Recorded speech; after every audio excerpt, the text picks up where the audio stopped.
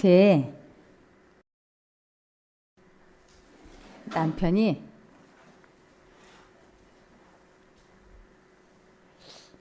22살 때인가 이제 군대 갈 때 얘기예요. 부모님들이 자기를 별로 사랑한다라고 생각을 하지 않았대요. 그리고 형제들도 뭐 자기를 별로 사랑하는 것 같지도 않고, 그래가지고 뭐 누가 나 하나 없어졌다고 뭐 찾으랴. 그래갖고 아무한테도 말 안 하고 군대를 입대했어요. 그래서 부모님들이 그 나중에 찾고 보니까 군에 입대해 있는 거예요. 우리가 이런 얘기 들으면 막 충격적이죠? 어떻게 그럴 수가 있어.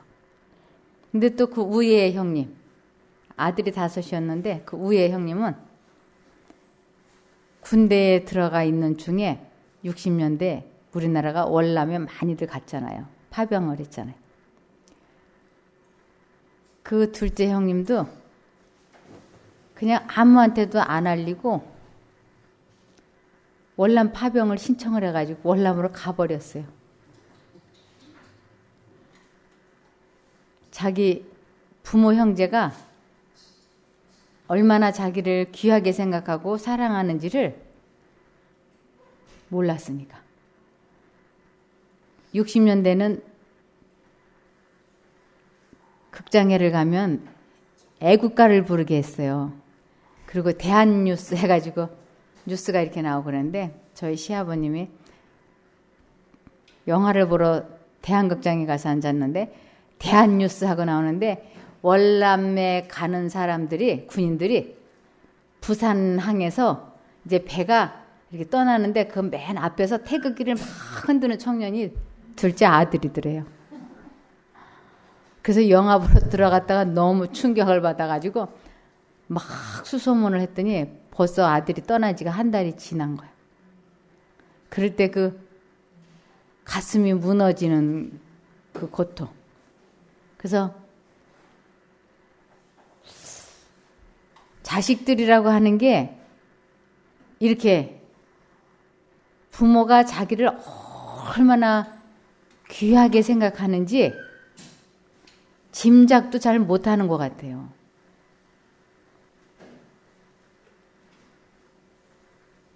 하나님께서 우리를 얼마나 사랑하는지 모르고 있기 때문에 우리는 다 어떠한 사람과 같으냐면 고아와 같은 사람이에요.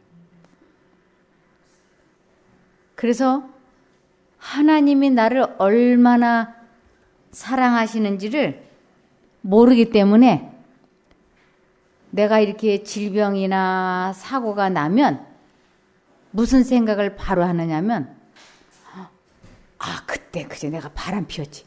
하나님이 그제 때문에 나 이렇게 치셨구나. 그래서 내가 이런 병이 들었구나. 이렇게 생각한다니까요. 내가 하나님께 벌 받고 죄 받았다. 천벌 받았다. 이렇게 오해한다니까요. 그래서 사람들이 잘못하면 다 무슨 벌을 받았다 그래요?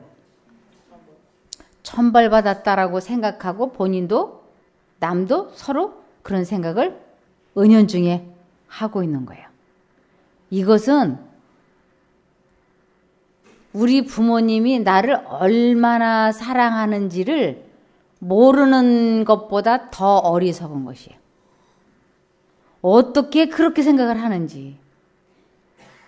제가 이제 어린아이를 이렇게 첫 아들을 낳고 보니까 이 아이가 딱 뱃속에서 나오는 순간부터 제 가슴 속에서 사랑의 샘물이 뻥 터지는 것 같았어요.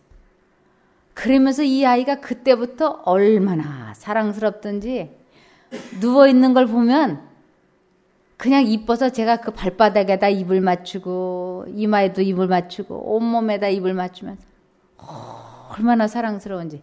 제 남편도 나갔다 오면 어쩔 줄은 몰라요. 사랑스러워서. 이 사랑스러움을 이기지 못하는 것을 스바냐 3장 17절을 보시면 스바냐 3장 10절 보시면 너의 하나님 여호와가 너의 가운데 계시니 그는 구원을 베푸실 전능자시라. 그가 너로 인하여 기쁨을 이기지 못하여 하시며 너를 잠잠히 사랑하시며 너로 인하여 즐거이 부르며 기뻐하시리라 하리라. 제가 이 심정을 아주 조금 이해할 수 있었어요. 내가 내 자식이 너무 사랑스러워서 이렇게 끌어안을 때 이게 빠져나갈까봐 그냥 얼마나 조심스럽게 제가 끌어안고 그리고 쓰다듬고 따독이고 이마에 입맞춤을 하면서 얼마나 내가 기쁨을 이기지 못했는지 몰라요. 이렇게 키워놓은 자식이 20살 넘었다고 다 컸다고 이제 부모가 뭐 나 없어져도 괜찮겠지 뭐. 그리고 군대로 훌쩍 알리지 않고 가버릴 때 부모가 이 억장이 무너지지 않겠어요? 저희 교회 집사님 한 분이 막내딸인데 시골서 살다가 이제 서울로 이사 와가지고 이렇게 직장을 다니다가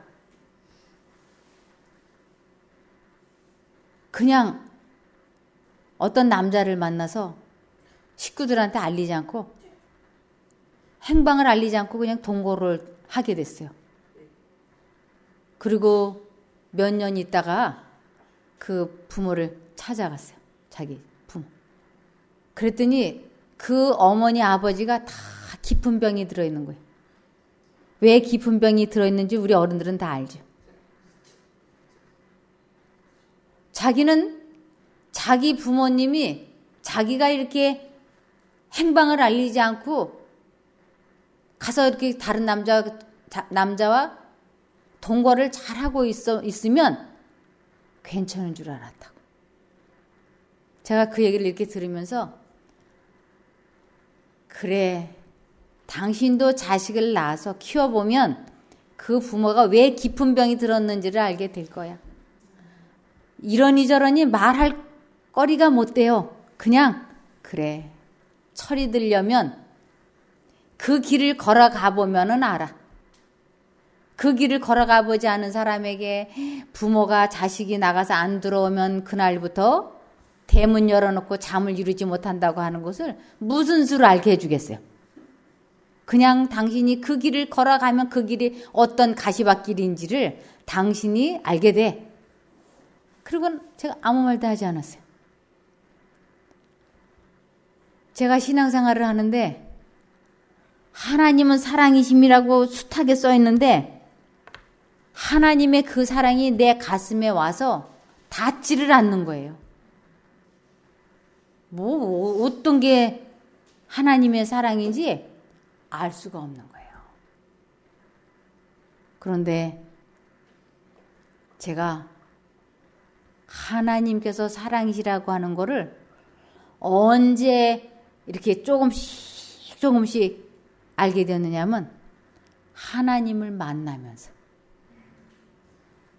하나님을 만나기 전에는 글자는 하나님은 사랑이심이라 그러는데 만나지를 못했기 때문에 하나님을 사랑이시라고 내 가슴에 와서 닿게 할 수가 없었어요.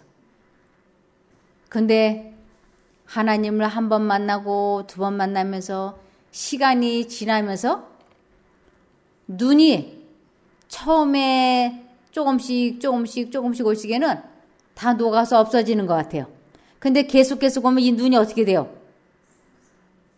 녹는 속도보다 쌓이는 속도가 더 빠르면, 오는 속도가 빠르면 눈이 쌓이잖아요? 그것처럼 하나님을 한 번 만나고 오래 있다 만나면 하나님의 사랑이라는 걸 잊어버려.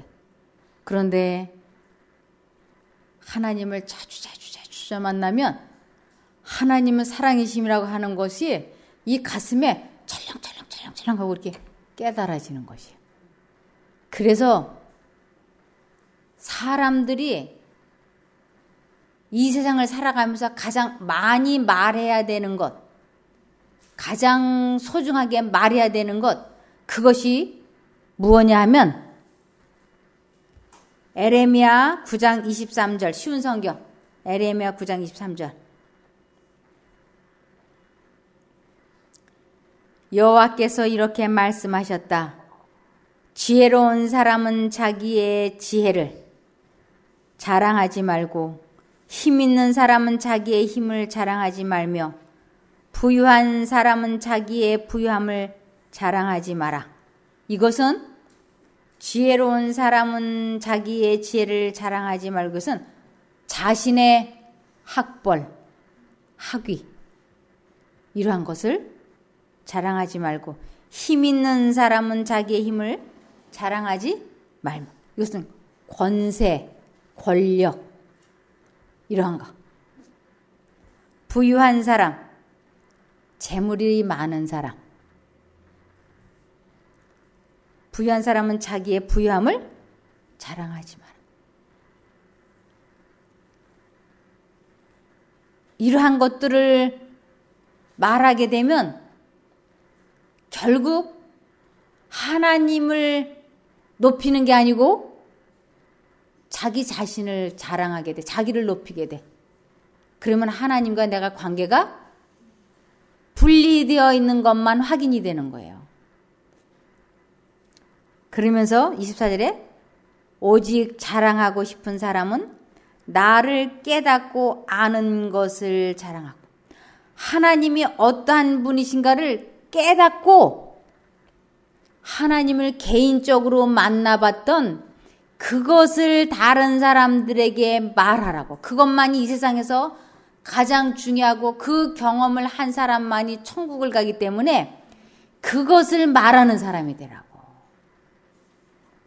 그래서 오직 자랑하고 싶은 사람은 나를 깨닫고 아는 것을 자랑하고, 나 여호와가 자비롭고 공평하다는 것을 자랑하고, 내가 땅 위에서 올바른 일만 한다는 것을 자랑하여라. 이런 자랑이 나를 기쁘게 한다. 나 여호와의 말이다. 하나님을 만나지 못하고 신앙생활을 하면 필연적으로 뭘 자랑하느냐면, 필연적으로 자기의 학위나 학벌이나 명예나 부나 권세나 권력이나 자기의 재능이나 자기의 지나간 고생한 이야기나 잘한 거나 못한 거나 자기의 질병이나 이 세상에 속한 그런 너저분한 이야기만을 자꾸 말하게 된다고. 근데 하나님을 만난 경험이 있고 하나님이 어떠한 분이라고 하는 것을 아는 사람은 그거 이외에는 다른 것을 말할 필요를 느끼지 못하는 것이에요. 하나님을 아는 것. 이것이 너무너무 중요한 것이에요. 천국에 들어갈 때는 하나님께서 내가 너를 안다라고 하는 사람만 하나님이 데리러 오시는 것이에요. 내가 하나님을 안다고 아무리 호언장담을 해도 하나님께서 오셔서 내가 너를 도무지 알지 못한다면 그 사람은 못 들어가는 것이에요, 천국에. 제가 박근혜 대통령을, 나이도 나와 동갑이에요, 그분이. 제가 그분에 대해서 너무 잘 알아. 그의 부모, 형제, 동기간. 뭘 통해서 제가 알았을까요? 우리 모두 다 알지 않습니까? 뉴스를 통해서 다 알잖아요. 매스컴을 통해서 다 알아. 이 매스컴을 통해서 아는 것 가지고는 나는 그를 잘 안다고 하지만, 제가 청와대에 가가지고 김종숙이 면담하러 왔다고 면담 신청을 하면 박 대통령이 제 이름 석자를 보고, 나 이 사람 도무지 알지 못하는데 들여보내면 안 돼 하고 비서한테 말해버리면, 비서가 와가지고 가깝게서 모르신답니다. 입장 못하십니다. 그러면 저는 문 밖에 서서 정말 슬프게 서 있어야 되잖아요. 제가 박 대통령을 개인적으로 만나서 대화를 나누고 그와 제가 어떤 관계를 맺고 있다면 제 이름 석자가 그의 기억 속에 있으면 박 대통령이 그 사람 들여보내라고 내가 안다고 그러면 저는 무사 통과가 돼요. 우리가 천국에 들어갈 때도 이건 매스컴인 거예요. 이건 매스컴이에요. 모든 사람에게 다 알려져 있는 성경 하나님에 대한 매스컴이에요. 이것을 자세히 앞뒤로 다 찾아보고 읽고 달달달달 외우고 다른 사람들 다 가르칠 수 있어. 그런데 하나님을 개인적으로는 만나본 경험이 없으면 주님께서 이 세상에 오셨을 때 뭐라 그런다고요? 내가 너를 도무지 알지 못한다 하면 우리는 문 밖에 서 있는 거야. 이 성경에 대해서 가장 잘 아는 사람이 누구냐면 사단과 그의 부하들이에요. 그런데 사단과 그의 악한 부하들이 이 성경을 얼마나 잘 알겠어요? 예수님의 권세에 대해서 너무나 잘 알아. 그런데 예수님과 연합이 되지 않은 것이 화합하지 않았어요. 그래서 주님께서는 그들과 관계를 맺고 있지 않기 때문에 그들이 구원을 못 받는 것입니다. 그래서 하나님이 어떠한 분이신가를 알려면 만나봐야지. 그래서 그분을 최선을 다해서 만나면 그때부터 무슨 일이 일어나느냐면 만사형통하는 것이에요. 만사형통해. 여기 에레미야 29장 13절을 보시겠습니다. 에레미야 29장 13절.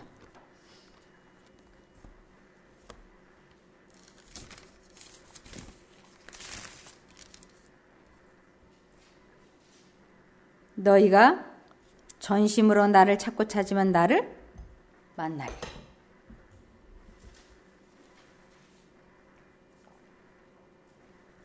전심으로 찾고 찾으면 이것은 언제나 최우선순위를 하나님께 둔다는 뜻이에요. 하나님을 만나기만 하면, 하나님을 알기만 하면 아주 만사형통하는 것이에요. 유대인 탈무드에 나오는 이야기인데 한 청년이 해외에 유학을 가서 있었습니다. 근데 이 청년이 아주 갑부의 외아들이에요. 근데 전보가 한 장 날라온 거예요. 그 전보에 뭐라고 됐느냐면 아들아, 너는 내 재산 중에 오직 한 가지만 선택을 하거라. 이것이 유언이에요. 근데 이 아버지가 갑부이기 때문에 굉장한 재산이 있는데 아버지가 그 전부 한 장만 이 외아들에게 보냈는데 이 외아들이 돌아와 보니까 장례도 끝났어. 다 끝났어요. 그런데 이 총 재산을 관리하는 하인이 아버님 전보 유언장 보고 오셨죠? 보고 왔다고.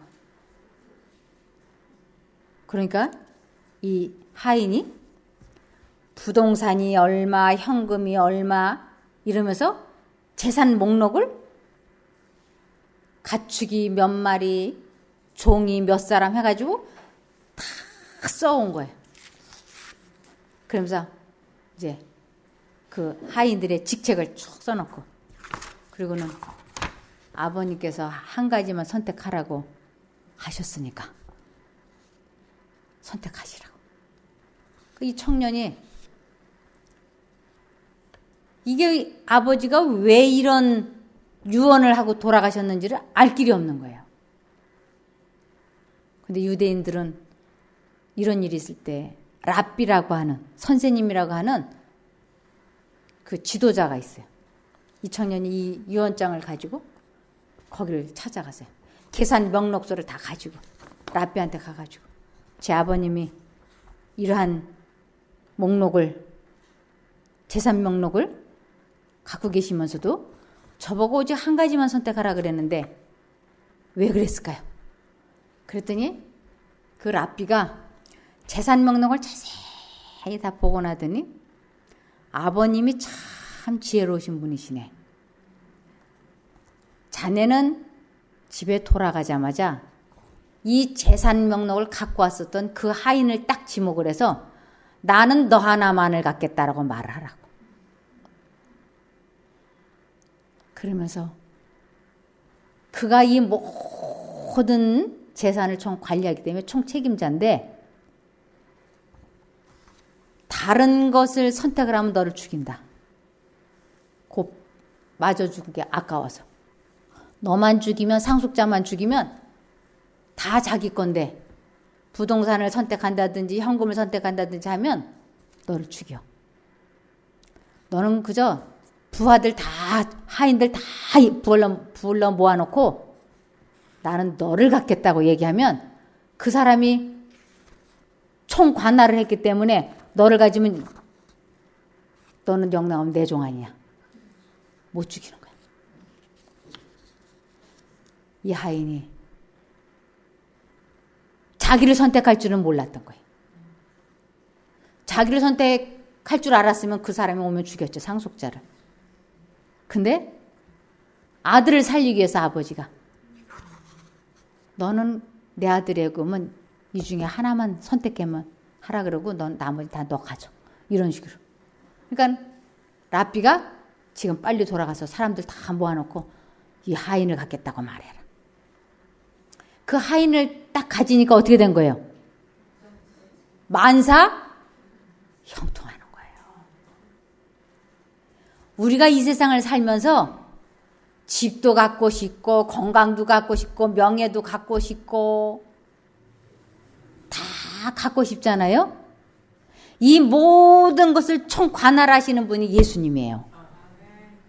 그러니까 나는 누구만 가지면 돼? 그러니까 예수님만 선택하면 되는 거예요. 다른 거 선택할 필요가 없어요. 내가 뭘 먹을까, 뭘 마실까, 입을까? 생활의 염려? 필요해요, 안 필요해요? 안 필요해. 이걸 누가 총 관할하니까? 예수님만 선택하면 그분이 이걸 다 관할하시잖아요. 그래서 이것을 마태복음 6장을 보시면 마태복음 6장을 보시면 6장 30절부터 보시겠습니다. 오늘 있다가 내일 아궁이에 던지는 들풀도 하나님이 이렇게 입히시거든 하물며 너희일까 보냐. 믿음이 적은 자들아. 이 믿음이 적은 자들아 이 뜻은 하나님을 믿지 않는 사람이라는 뜻이에요. 믿음이 적다 이건 믿지 않는 것이. 그래서 이 자식이 자기 부모가 자기를 사랑하지 않는다라고 생각을 하면 무엇을 하느냐면 가출을 해요. 군대를 가버려. 부모가 나를 찾지 않을 거라고 생각하니까 가출을 해. 그런데 부모님이 나를 끔찍 사랑한다고 하면 나갔다가 또 빨리 들어와. 기다릴 거 생각해서. 그래서 여기에 무엇을 먹을까 무엇을 입을까 그것은 다 하나님을 믿지 않다라는 것은 하나님의 사랑을 알지 못하는 이런 뜻이에요. 우리가 하나님이 우리를 사랑하신다 안 하신다 알기도 전에 이미 우리들에게 뭘 입히셨어요? 다 옷 입고 계시잖아요. 다 이미 입히시고 먹이시고 재우시고 도와주고 계시잖아요. 저희 시부모님이 아들이 당신의 사랑을 알든지 모르든지 그것과 관계없이 입히고 먹이고 재우고 가르치고 키우셨어. 그렇게 사랑을 입고 먹고 했으면서도 뭘 못 깨달았어요? 부모님의 사랑을 깨닫지 못하니까 슬그머니 군대를 입대하고 슬그머니 월남 가버려. 그럴 때 그 부모가 실망하는 것은 그들이 부모가 돼보지 않으면 이해할 수 없어요. 그래서 하나님께서 우리들에게 뭘 주셨느냐 하면 하나님의 심정을 깨닫게 하시려고 자식들을 주셨어요. 네가 자식을 사랑해봐라. 그리고 자식이 엄마가 나를 뭘 사랑하느냐고 그리고 가출을 해봐라. 그러면 네 심정이 내 심정을 조금은 이해하는데 도움이 될 거다. 이렇게 말씀을 하세요. 그래서 여기에 보면 31절에 그러므로 염려하여 이르기를 무엇을 먹을까 무엇을 마실까 무엇을 입을까 하지 말라. 이는 다 이방인들이 즉 믿음이 적은 자들아 그것은 이방인이지 하나님을 믿지 않는 것이죠. 이는 다 이방인들이 구하는 것이라. 너희 천부께서 이 모든 것이 너희에게 있어야 할 줄을 아시느니라. 너희는 먼저 그의 나라와 그의 의를 구하라. 그러면 이 모든 것을 너희에게 더하시리라. 너희는 먼저 그의 나라와 그의 의를 구하라. 이 그의 나라를 구한다고 하는 것은 하나님과 관계를 갖게 되면 이 마음속에 천국이 시작이 되는 것이에요. 그래서 회개하라 천국이 가깝다. 이것은 하나님을 모르고 살던 사람이 하나님을 알게 되는 것을 회개라고 하는 것이에요. 그래서 회개하라 천국이 시작이 된다. 이런 뜻이에요. 그의 나라와 그의 의를 구하라. 이 그의 의를 구한다고 하는 것은 하나님이 나를 용서해 주셨다는 것을 믿으라는 것이에요.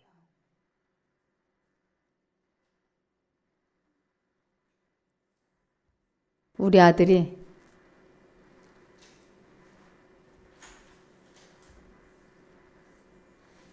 뭘 하나 잘못했어요. 그리고는 부모님이 나를 용서해 주지 않을 거라고 생각하고는 집을 나가서 안 들어오는 거예요. 해가 넘어가도 안 들어와. 밤 12시가 돼도 안 들어와. 그래서 제가 애 같아가지고 막 찾아 헤매는데 그때 여기가 창고 자리였어요. 60평짜리 창고를 지어놨는데 창고 안에 방이 있었어요. 고등학교 2학년 된 아이가 이 창고방에 숨어 있는 거예요. 부모가 용서해 주지 않을 거라고 생각하고. 그리고는 안 나와. 제가 그것을 이렇게 보면서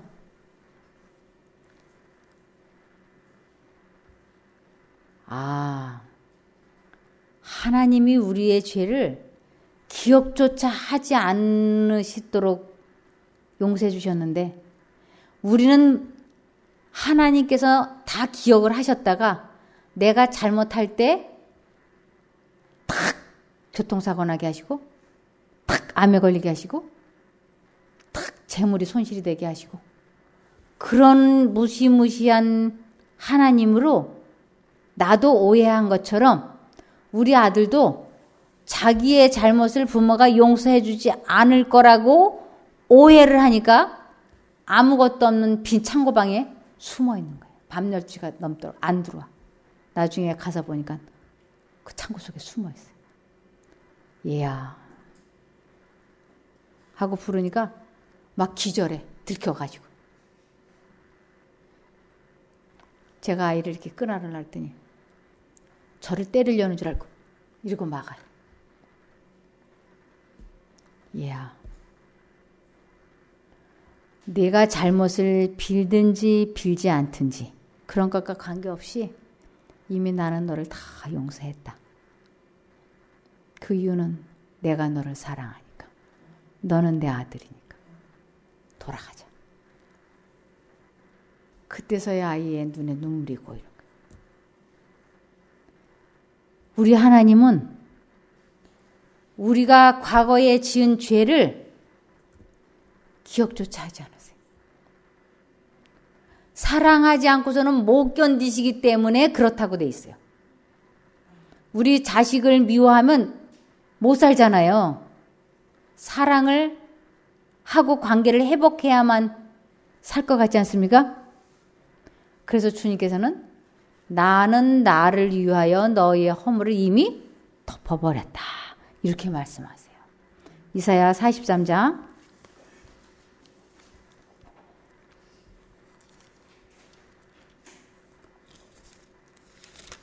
이사야 43장 25절. 나 곧 나는 나를 위하여 내 허물을 도말하는 자니 내 죄를 기억지 아니하리라. 하나님께서 약속하셨어요. 나는 나를 위하여. 그분은 사람을 용서하고 사랑하지 않으면 그분 자신이 견디지 못하는 것이에요. 우리가 사랑하지 못하면 병들어요. 내가 왜 이런 병이 들었는가? 대답은 간단해요. 마땅히 사랑해야 될 사람을 원 없이 사랑해야 되는데 사랑하지 못하니까 병이 나는 거예요.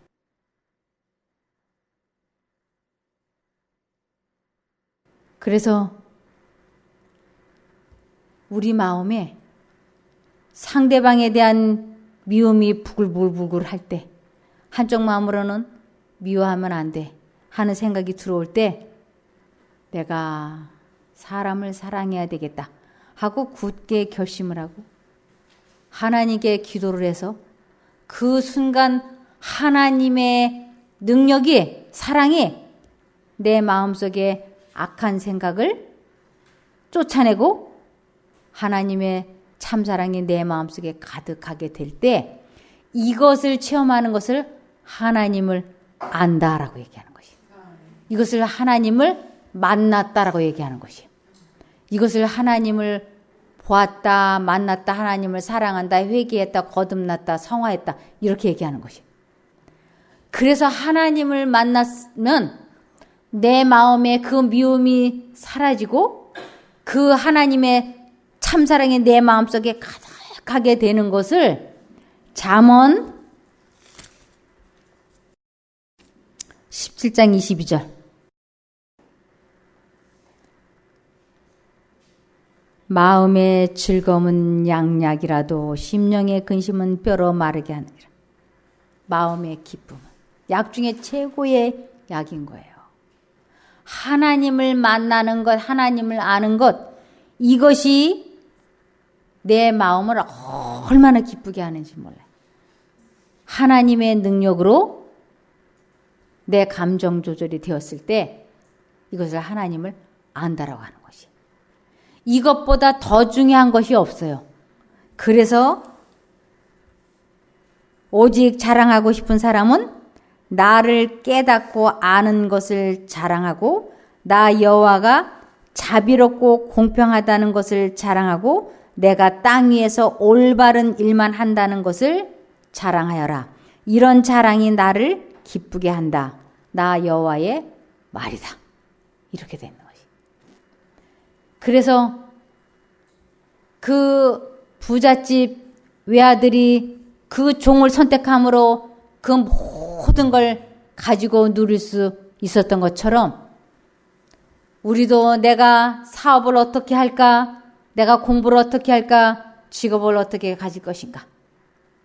이런저런 복잡한 생각을 하나님께 맡기고 이 맡긴다라고 하는 것은 구체적으로 어떻게 하는 것인가? 우리가 세탁소에 옷을 갖다 맡길 때는 깨끗한 옷을 맡기지를 않아요. 더럽고 안 빨리고 지저분한 옷을 갖다 맡기지 않습니까? 그런데 갖다 맡겼다가 5분 만에 또 찾아가고 여기가 더러우니 여기를 다시 빨아달라. 그리고 돌아섰다가 또 5분 만에 도로 찾아가서 여기를 더 깨끗이 빨아달라. 그리고 나오다가 또 들어가서 그러면 나중에는 그 옷 어떻게 해요? 되돌려주잖아요. 하나님께 맡긴다고 하는 것은 하나님, 제 딸 문제, 아들 문제, 남편 문제, 아내 문제, 하나님 제 힘으로 못합니다.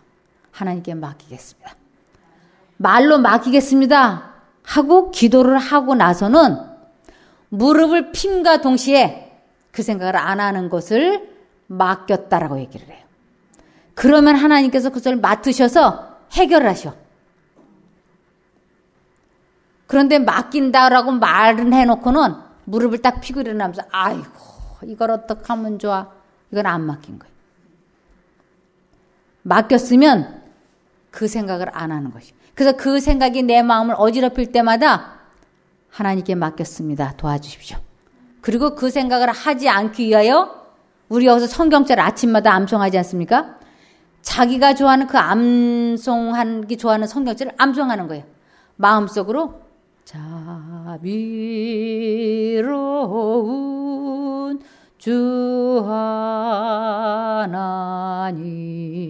하고 소리를 내서 노래를 하든지 입 다물고 마음속으로 하든지 그러면서 그 잡념을 떨쳐내는 것, 이것을 하나님께 맡겼다고 하는 것이. 내가 남편을, 자식을, 아내를 근심 걱정하는 것은 하나님을 믿지 않기 때문에 걱정을 하는 것이에요. 그래서 빌립보서 4장 6절과 7절을 보시면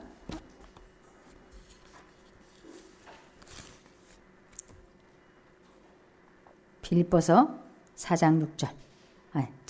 6절. 아무것도 염려하지 말고 오직 모든 일에 기도와 간구로 너희 구할 것을 감사함으로 하나님께 아뢰라. 그리하면 모든 지각에 뛰어난 하나님의 평강이 그리스도 예수 안에서 너희 마음과 생각을 지키시리라. 하나님을 만난다고 하는 것은 우리 마음에 떠오르는 잡념들, 우리를 짓누르는 죄책감, 분노, 열등감, 괴로움, 이러한 생각이 마음을 짓누를 때 그 생각이 사단으로부터 온 것이기 때문에 그 생각을 받아들이지 않겠다고 굳게 결심을 하고 하나님을 불러서 그분의 능력에 의하여 그 생각에서 해방되어지는 것을 경험하는 것을 하나님을 만났다 그러고 그것을 체험하는 것을 하나님을 안다라고 하는 것이에요. 꼭 그렇게 되었을 때 우리들의 건강이 회복이 되고 마음이 편안하게 되고 경제도 해결해 주시는 것을 알 수 있는 것이에요. 우리 모두가 그렇게 되기를 기원하며 말씀을 마치겠습니다. 기도하겠습니다. 하늘에 계신 아버지 하나님, 하나님의 깊고 높고 넓은 사랑을 정말 알지 못했습니다. 그래서 저희가 얼마나 많이 가출을 했었는지 모릅니다. 그 가출했던 저희들이 이제 돌아오고자 소원하오니 주님 받아주실 줄 믿습니다. 하나님의 그 따뜻한 사랑을 힘입고 모든 것이 해결되어지는 것을 경험케 도와주시옵기를 예수님 이름으로 기도드리옵나이다.